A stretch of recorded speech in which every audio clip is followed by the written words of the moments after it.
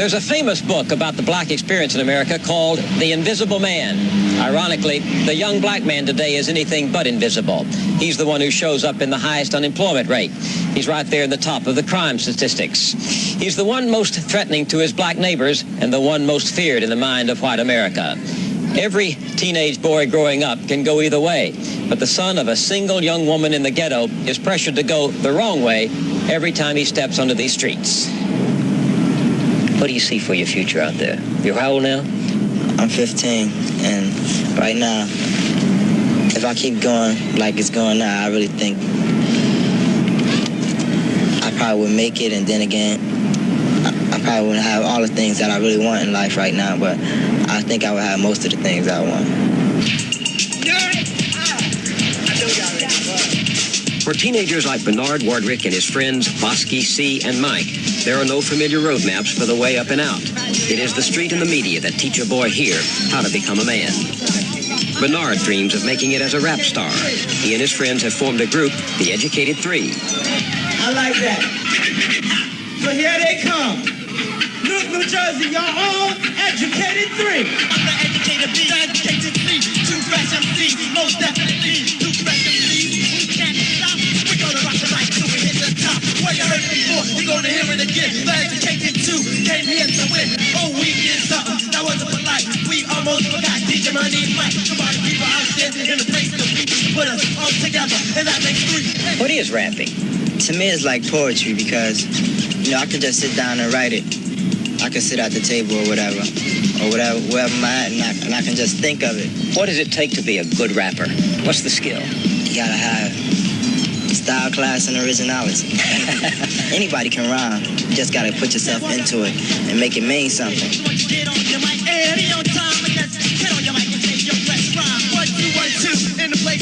The Educated Three tell the story of the only life they know, the life of their block. They were born and raised here in homes without fathers, and most of their time is spent here. The world they describe is no nursery rhyme, as Bernard's friend C told us.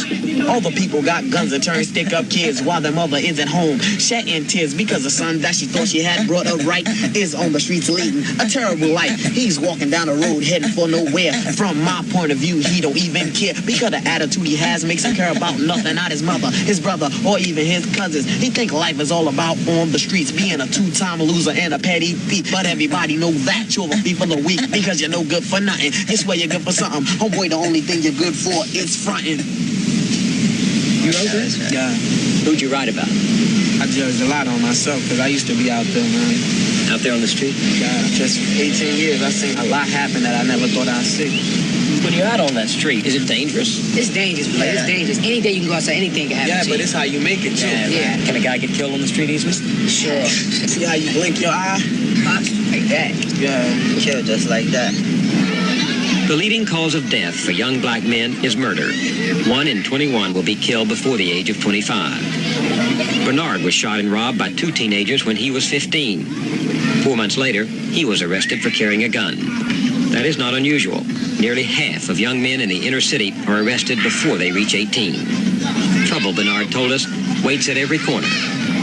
How does a guy keep from falling into that trap that you described in that rap? If you see everybody else robbing, man, and selling drugs, you're supposed to, it takes a wise man to learn from another man's mistakes. The adults got to set an example for the kids. If they see the adults do it, you know, that's what they're going to do, too, eventually. Who would be an example? My family, my mother. His mom is Brenda Wardrick, 30 years old, the mother of 4 children by 3 different men. She has never been married. She raises her children alone in a daily tug-of-war with the street. It's a battle. It's almost like, and I think most parents feel the same way. You fear for your children leaving home. They can leave out and walk right across the street and trouble can get in their way. What's the hardest thing about being a single parent? It's hard, you know, understanding them sometimes. And they have difficulties understanding me because I'm a young parent, and sometimes they act like I'm their sister as well as their mother, you know. Brenda was just 14 when she became pregnant with Bernard, her first child. Bernard's father was 50. By the time she was in her early 20s, there were 3 more children, each unplanned. To support them, Brenda works on and off as a nurse's aide. but she could not make ends meet without welfare. None of the children's fathers give her any financial support. I don't understand what happens that causes so many fathers not to take responsibility for the kids they created or helped to create. It's easier on their pockets if they can. Most of the men today don't, assume their responsibilities as they should. Not that they can't, they just don't. I'd get very mad if I were a mother. I think I would. Oh, I get angry. But getting angry isn't gonna solve anything. And then sometimes, their fathers, they feel like if they're gonna support them, then they have to have more time with me.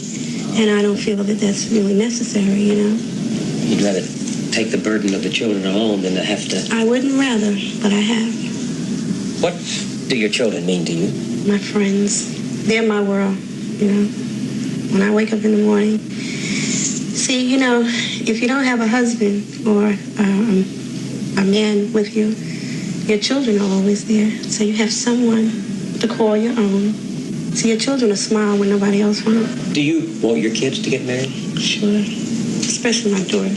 My boys, they'd probably be, freelancers. Freelancers? Yeah. Like their fathers? Yeah. Maybe, I don't know. That does seem to be the pattern. Yeah. I've come a long ways. Whoa, yes. Once a single mother like Brenda would not have been so alone in raising children. She was born here in rural North Carolina, surrounded by an extended Baptist family. But her father went north looking for work, and Brenda was raised in Newark. Many summers, she came back south to visit her kinfolk. They still live here and every year hold a family reunion. With her present boyfriend, Lamont Banks, Brenda brought her children down for the occasion. She wanted Bernard especially to see a world different from the streets of Newark.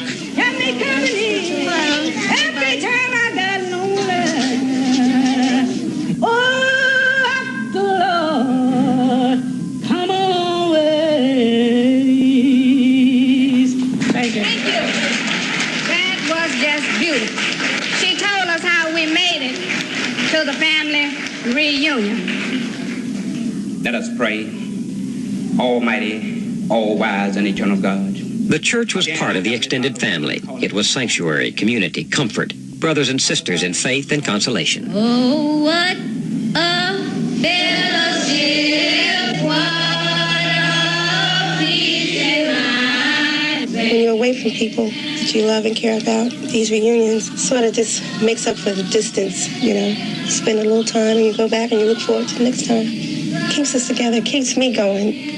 I'm lighting this for my great-grandfather and my great. And I'm hoping that my children will get together and give reunions to keep the flow, be close with their family.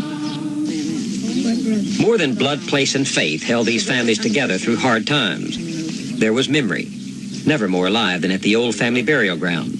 Brenda's 3 aunts brought her and the kids to see where their roots run, far from the main highway, farther still from Newark. But it was nice. Work in those days in the field? Sure, we worked in the field, but they got so much equipment now. People don't have to work hard now. What was the hardest? Picking cotton. Picking cotton, that was the hardest. You all really have strong ties here, don't you, to this piece of earth? Oh, of course, sure. Is this cemetery all Wardwicks? As far as I know, This is the it's old the family. Wardwick family. Now, that would be Bernard's great-great-grandfather. Right. What kind of man was he? Wonderful. Wonderful. Wonderful. Brenda, do you try to tell your kids about the family? Yes, I do. As much as I possibly can.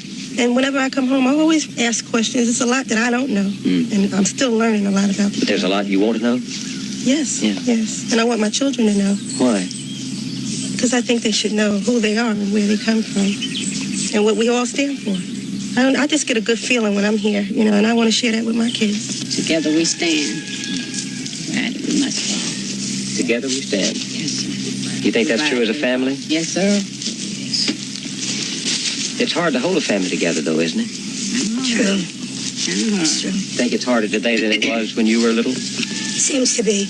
I can remember years ago when if something happened over here, our family in Virginia was right here. Everybody pitch in. Right. And now, you never hear of that. But it's up to us to try and keep it together. But this is what we were taught. Love and affection, that's the only way we can make it.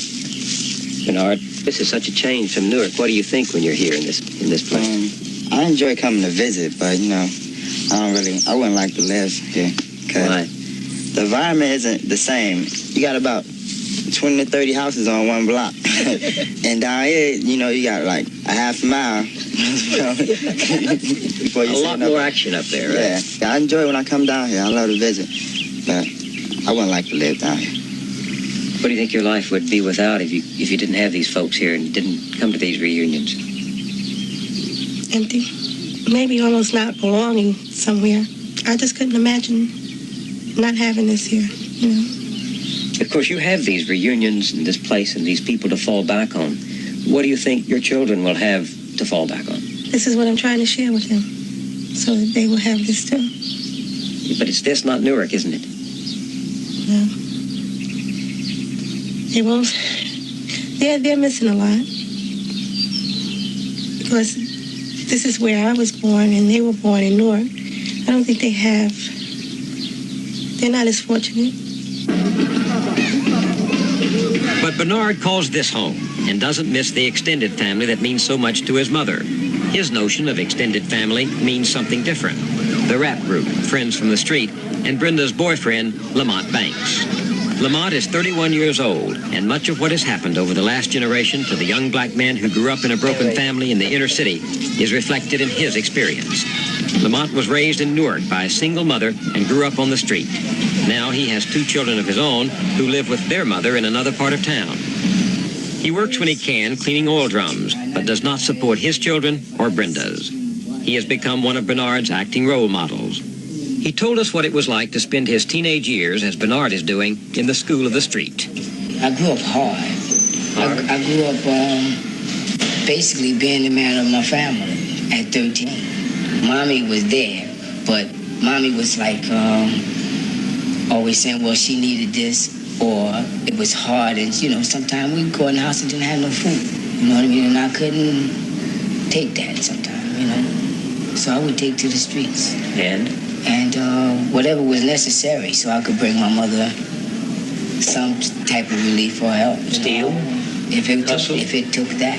How did you as a kid get caught up in that street life? Hanging with a crowd. What happened? Give me some examples. I was going with this girl, and at 12 years old, and these other guys liked her, and they jumped me, and I got me a bat, and I put me some nails in this bat, and I taped this bat up with these nails in it, and I went looking for these guys, and each one I caught, I hit them with this bat, and I hurt them with this bat, you know. What happened? Their parents came to my mother with the police, and they locked me up. Several years later, I shot a guy out of anger. Anger? Anger. What he had done to me had maybe hurt my feelings, but not so much to the point where I should have did what I done. What did he do? You know, he spit on me. And you shot him? And I shot him. Not that I probably couldn't beat him, but I was just that angry to the point where I wanted to kill somebody. And you had the gun on you?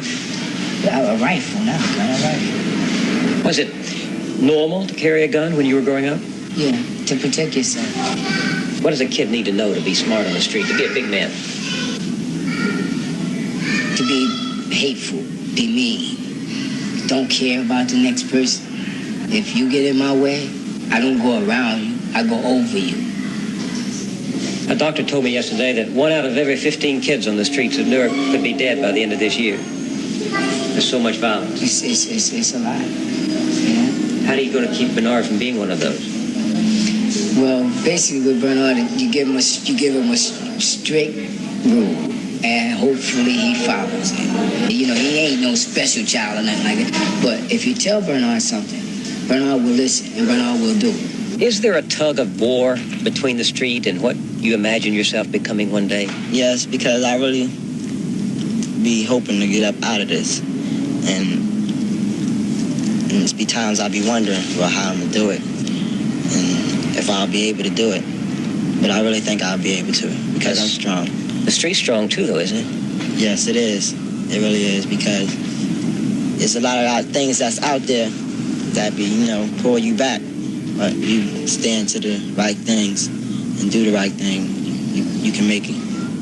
I actually get the sense, talking to Bernard, that he's still a little boy struggling to be a man, and he's more boy than man. Yes. Yes. Do you think he has a chance to get out of here to a good environment, fresh start? I hope so. I hope so. And that's all I can say is to hope. Does your heart sometimes beat twice when you see him walk down those steps and out into that? Every day. Every day. I wonder if he'll reach his destination safely and then return back home. My relief is when I hear his key turn in the door in the afternoon, and I know at least it's back home.